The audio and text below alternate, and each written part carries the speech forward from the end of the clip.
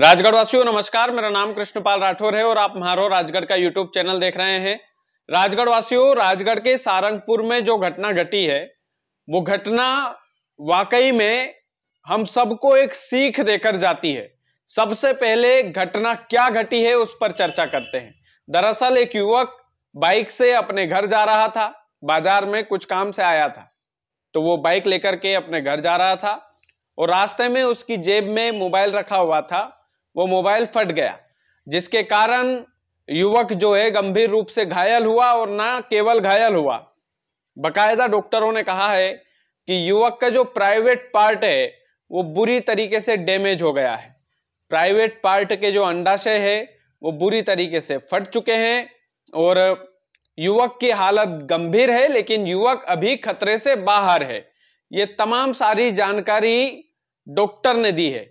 सबसे पहले युवक को सारंगपुर के अस्पताल में भर्ती करवाया गया था, सारंगपुर के सिविल हॉस्पिटल में। उसके बाद उसको शाजापुर रेफर कर दिया गया, जहां पर अभी भी युवक जो है हॉस्पिटल में भर्ती है और डॉक्टरों की देखभाल में है। फिलहाल खतरे से बाहर है। लेकिन मोबाइल फटा क्यों, ये सवाल आपके मन में जरूर आया होगा। तो मोबाइल इसलिए फटा राजगढ़ वालों, क्योंकि वो जो मोबाइल था वो रात भर से चार्जिंग पर लगा था। रात भर से चार्जिंग पर लगा करके हम में से कई लोग मोबाइल को रात भर चार्ज करते हैं।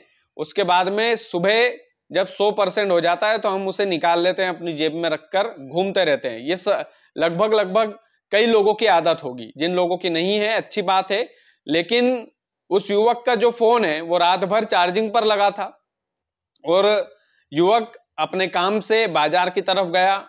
उसके बाद में लौटते समय यह हादसा हुआ। नैनवाड़ा गांव का यह युवक था, अरविंद इसका नाम था, और मोबाइल अचानक फटा तो युवक बुरी तरीके से घायल हुआ, जख्मी भी हुआ और उसके प्राइवेट पार्ट में चोट भी आई। आप सोच सकते हैं राजगढ़ वालों, ये जो मोबाइल था ये पुरानी कंपनी का मोबाइल था और पुराना सेकेंड हैंड मोबाइल इस युवक ने लिया था। अब कई बार चूंकि राजगढ़ जिले में कई सारे लोगों की, किसान वर्ग वाले लोग हैं, कई सारे लोगों की ये आदत होती है कि मोबाइल सेकेंड हैंड ले ले, लेकिन कौन सी कंपनी का लिया जा रहा है मोबाइल, कितना पुराना है, कहीं ऐसा तो नहीं है कि उसकी बैटरी खराब है। ये हमेशा चेक किया करो। दूसरी बात यह है कि कुछ चीजें ऐसी रहती है जिसमें सलाह देने की जरूरत नहीं है इसमें, लेकिन फिर भी ज्यादा देर तक धूप में मोबाइल रखना और फिर सीधे जेब में रख लेना, क्योंकि मोबाइल गर्म हो जाता है उस समय और फिर सीधे हम जेब में डाल लेते हैं उसको, तो कई बार उस चीज का भी खतरा होता है। दूसरी बड़ी चीज ये है कि मोबाइल रात भर चार्जिंग लगाने से इस युवक के साथ हादसा हुआ। गनीमत ये रही कि ये युवक सही सलामत है, खतरे से बाहर है, लेकिन उस चोट से वो कितने दिन में उभर पाएगा, क्योंकि चोट प्राइवेट पार्ट की है। कितने दिन में उभर पाएगा, कितने पैसे उस युवक के इलाज में लगे होंगे, कितना जूझेगा वो। आप सोचिए कि पूरा परिवार उस युवक के आगे पीछे लगा रहेगा। युवक की गलती नहीं थी उसमें, ये भी मैं बता दे रहा हूं। उसको क्या पता था कि भाई रात भर चार्जिंग लगाया मैंने, मोबाइल मेरा सेकेंड हैंड है तो वो फट ही जाएगा। ये एक नॉर्मल हादसा था, लेकिन जितनी हो सके सावधानी बरतें, कहने का मतलब ये है। ये वीडियो केवल इसीलिए मैंने सोचा कि बनाना चाहिए कि हम जितनी हो सके उतनी सावधानी बरतें। खास करके हम टेक्नोलॉजी का जो इस्तेमाल करते हैं उसमें 3 घंटे से ज्यादा अगर लगातार आप मोबाइल चलाते हैं तो कम से कम घंटे 2 घंटे का ब्रेक ले लिया करो। क्योंकि मैं जानता हूं कि मेरी खुद की आदत है मोबाइल चलाने की, दिन रात में मोबाइल से चिपका रहता हूं, मेरी खुद की है, मैं दूसरों को क्या सलाह दूंगा। लेकिन सबसे बड़ी चीज ये है कि हम जितनी हो सके उतनी सावधानी बरतें। इस युवक के साथ जो हादसा हुआ है वो वाकई में दर्दनाक हादसा है। जिस दर्द से वो गुजरा होगा, जिस दर्द से वो गुजर रहा होगा, उसका दर्द हम फील नहीं कर सकते।